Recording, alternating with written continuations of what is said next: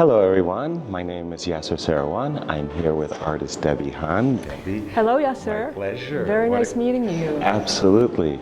Debbie, tell us a bit about yourself, your background. Yes, I'm basically an artist based in New York, but I'm actually from LA. Nowadays I sort of go back and forth between New York and LA to create my work.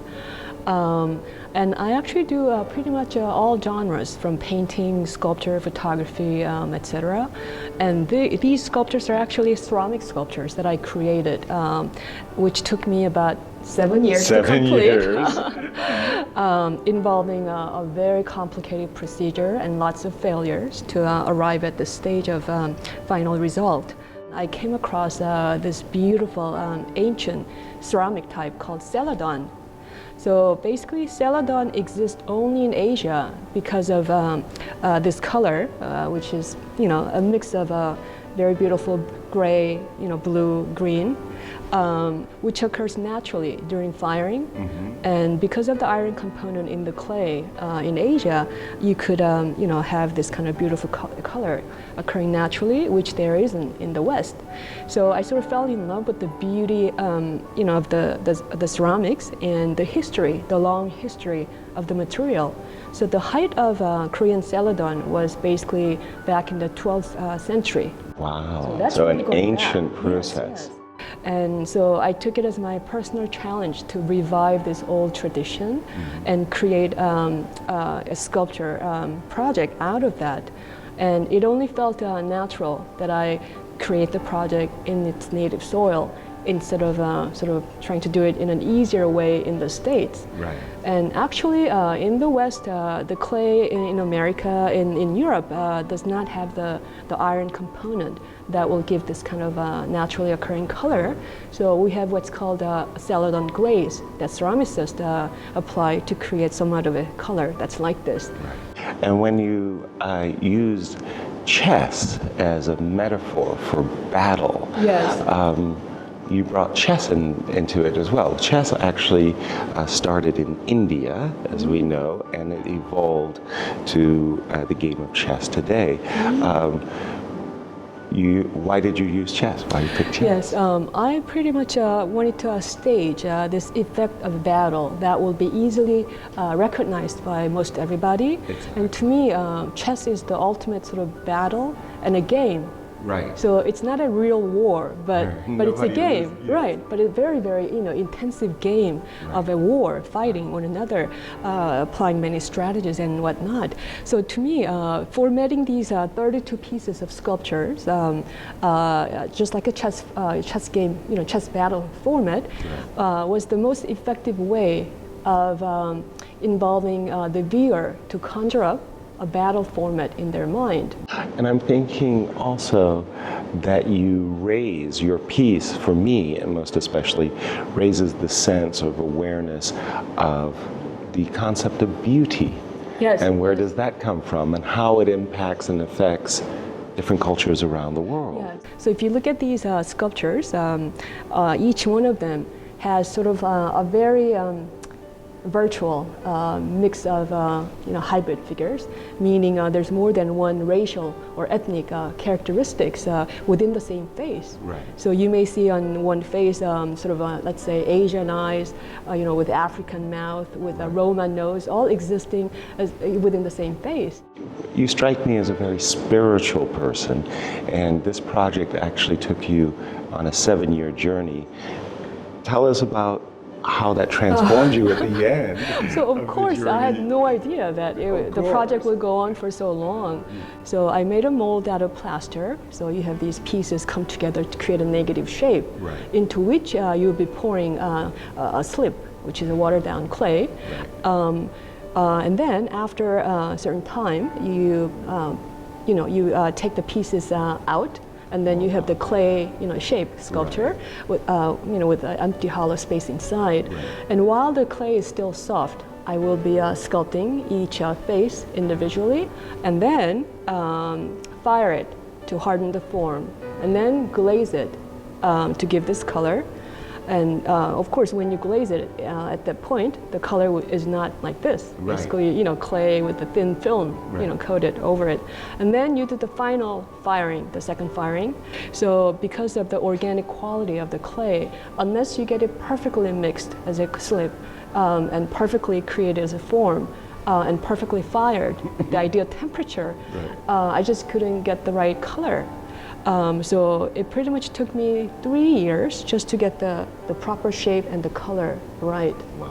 And then of course I was very happy. Yeah. And many Finally. yes, and many pieces broke during the process. And I did not stop there. So once I was able to, once I successfully fired the piece in this shape, I sort of took it to the next level of challenge, which was to create the actual sized bust in another ancient ceramic material called the white porcelain. So, during firing these huge busts, they would collapse, break in every possible ways. So very devastating. And just to create 10 larger size, busts with the same concept took me 3 years, and during which time I created 130 heads. Oh my goodness. Just to be able to successfully fire 10 heads. Right. Meaning 120 13 to 1. pieces must have broke, Right. during the process. Right. So that really was a big challenge to me. I guess my heart just told me, well, the vision came to me, so I need to stay with it till the very end. So it became almost like this process of submitting myself wholly to the process and see what happens, and I will not stop until I succeed. Until it's completed, yes. So 3 more years passed, and I was finally able to fire 10 heads successfully with these features, reconstructed features of the Venus. And then the 7th year, I went back to Celadon and created this whole installation. Because just depicting the Venuses with the reconstructed features, I felt that it was not quite addressing the real message, the real concept behind the project. It wasn't just about critiquing female features. You know what I mean? This project was very much about asking the ways in which our perceptions are created. I mean, for instance, how do we come to think the way we do? So when you do consider the beauty standard of a nation, it not only reflects its cultural tendencies, but it does reflect its foreign relations with other countries. So therefore, revealing the dynamics of different nations of our time. In that respect, I have titled it Battle of Conception. Right. So what differentiates one individual from one individual to another individual, or one nation to another, is essentially the different beliefs, different thoughts we have, which are shaped by, the nation. Our education, cultural beliefs, tradition. Yeah, right. So I found that to be the dividing force amongst people. I have my ideas, you have your ideas, Exactly. let's go fight. Yes. It is my great pleasure to meet a grandmaster in person. And I've always admired, chess players because I guess to me, chess is it not only is a game, but it's almost like a philosophy. But what does it mean that if you want to be a real good player, that you have to understand all these different things about life, period? I think that comes with the maturity of a long career.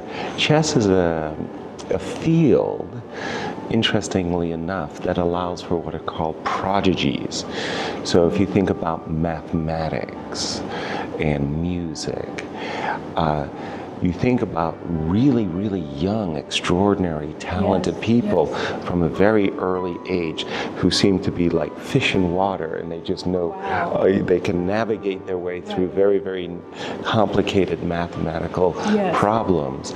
And that's an extraordinary gift. But you don't think about a prodigy in, say, literature. In that field, it's almost like you need a lot of life experience. And you can't write very well as a 12-year-old, but you can create fabulous It's not just the problems. brain it requires, but perhaps this understanding in the heart Yes. of other people, of life. Yes. And what happens in the world of chess, while you can be prodigious and talented, as you go around the world and you travel and your mind gains a greater awareness, then you start to realize that on deeper levels, you really have to know yourself. Debbie Han, it's been a great pleasure. Thank you for sharing. Thank you so much. My pleasure.